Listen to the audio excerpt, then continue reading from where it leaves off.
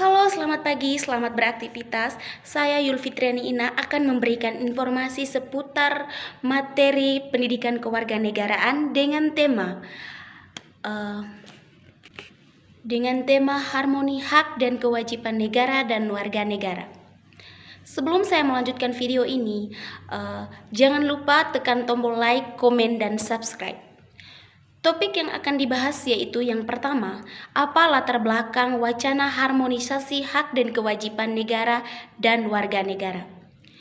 Kita tahu bahwa pada saat ini kita menyaksikan fenomena yang anomali di mana beberapa orang menuntut dengan gigih, bahkan dilakukan dengan keras, namun pada saat menunaikan kewajiban, semua orang tampaknya kehilangan gairah. Oleh karena itu diperlukan untuk mengharmonikan antara kewajiban dan hak. Topik yang kedua, jelaskan latar belakang historis, sosiologis, dan politik harmonisasi hak dan kewajiban negara dan warga negara. Pertama, sumber historis dimulai dari masa awal mula di mana secara historis perjuangan menegakkan hak asasi manusia terjadi di Eropa oleh John Locke, seorang filsuf Inggris pada abad ke-17 yang pertama kali merumuskan adanya hak alamiah atau natural rights yang melekat pada setiap diri manusia. Yang berikut Revolusi Amerika tahun 1276, Perang Kemerdekaan Rakyat Amerika Serikat melawan penjajahan Inggris untuk menjadi negara merdeka. Yang berikut Magna Carta tahun 1215. Magna Carta ini merupakan suatu perjanjian besar dari raja kepada bangsawan, yaitu pemberian jaminan beberapa hak oleh raja kepada para bangsawan beserta keturunannya. Yang berikut Revolusi Prancis tahun 1789, yaitu perlawanan rakyat Prancis kepada rajanya sendiri, yaitu Raja Louis ke-16 karena telah bertindak sewenang-wenang dan absolut yang menghasilkan pernyataan hak-hak manusia dan warga negara. Sumber yang kedua yaitu sumber sosiologis. Dari gejala sosiologis yaitu berbagai gejolak dalam masyarakat sangat memprihatinkan, yakni munculnya karakter buruk yang mempengaruhi kehidupan sosial budaya. Yang berikut socio-cultural animosity, gejolak dalam masyarakat yang terjadi dalam masyarakat karena munculnya kebencian sosial budaya terselubung. Selanjutnya Orde Baru tumbang. Setelah Orde Baru muncullah oligarki di mana kekuasaan berpusat pada sekelompok kecil elit. Berikut Indonesia Baru. Indonesia Baru harus dibangun dari hasil perombakan terhadap keseluruhan tatanan kehidupan masa lalu. Inti dari cita-cita tersebut adalah sebuah masyarakat sipil. Sumber yang ketiga yaitu sumber politik. Secara politik, proses dan hasil perubahan Undang-Undang Dasar Negara Kesatuan Republik Indonesia tahun 1945 yang terjadi pada era reformasi muncul sebagai tuntutan reformasi di masyarakat. Tentang itu disampaikan oleh Forum Mahasiswa di Masyarakat tentang dinamika penegakan hak asasi manusia di Indonesia. Baik, itulah latar belakang historis, sosiologis, dan politik sehingga munculnya harmoni hak dan kewajiban warga negara dan negara. Baik, topik yang ketiga, apa esensi dan urgensi harmonisasi hak dan kewajiban negara dan warga negara? Esensi dan urgensi harmonisasi hak dan kewajiban warga negara dan negara terdiri dari yang pertama, agama. Dalam hal ini, negara menjamin kemerdekaan tiap-tiap penduduk untuk beragama. Yang kedua, dalam pendidikan dan kebudayaan, negara berupaya mencerdaskan kehidupan bangsa.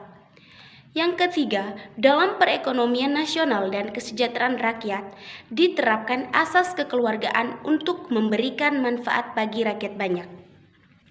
Yang keempat, dalam pertahanan dan keamanan negara melaksanakan Sisbari, Kamrata, TNI dan Polri sebagai komponen utama dan rakyat sebagai kekuatan pendukung. Yang berikut topik pembicaraan keempat, kita akan melihat bagaimana pengaturan status, asas, dan syarat warga negara. Pertama-tama kita akan membahas tentang status.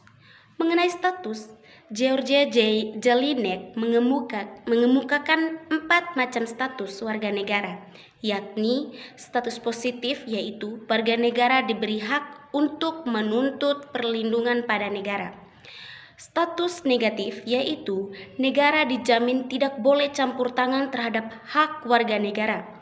Yang berikut status aktif, yaitu negara memberi hak warganya untuk ikut serta dalam pemerintahan. Yang berikut status pasif, yaitu kewajiban warga negara untuk mentaati segala peraturan pemerintah negaranya. Yang kedua, mengenai asas berdasarkan Undang-Undang Nomor 12 Tahun 2006, ada 4 asas kewarganegaraan, yaitu yang pertama, ius sanguinis, yaitu yang menentukan kewarganegaraan seseorang berdasarkan keturunan, bukan berdasarkan negara.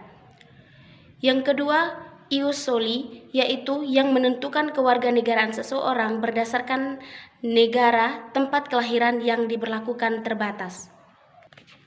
Yang ketiga, kewarganegaraan tunggal, yaitu asas yang menentukan satu kewarganegaraan bagi setiap orang. Yang keempat, kewarganegaraan ganda terbatas yang menentukan kewarganegaraan ganda bagi anak-anak sesuai dengan ketentuan yang diatur dalam undang-undang tersebut. Dan yang berikut mengenai syarat berdasarkan Undang-Undang Nomor 12 Tahun 2006, ada 8 syarat kewarganegaraan, yaitu yang pertama, telah berusia 18 tahun atau sudah kawin. Yang kedua, tidak pernah dijatuhi pidana karena melakukan tindak pidana yang diancam dengan pidana penjara 1 tahun atau lebih. Yang ketiga, pada waktu mengajukan permohonan sudah bertempat tinggal di wilayah negara Republik Indonesia paling singkat 5 tahun. Yang keempat, jika dengan memperoleh kewarganegaraan Republik Indonesia tidak menjadi kewarganegaraan ganda. Yang kelima, sehat jasmani dan rohani. Yang keenam, mempunyai pekerjaan atau penghasilan tetap. Yang ketujuh, dapat berbahasa Indonesia serta mengakui dasar negara Pancasila dan Undang-Undang Dasar Negara Republik Indonesia tahun 1945. Dan yang terakhir, membayar uang kewarganegaraan ke kas negara atau pajak.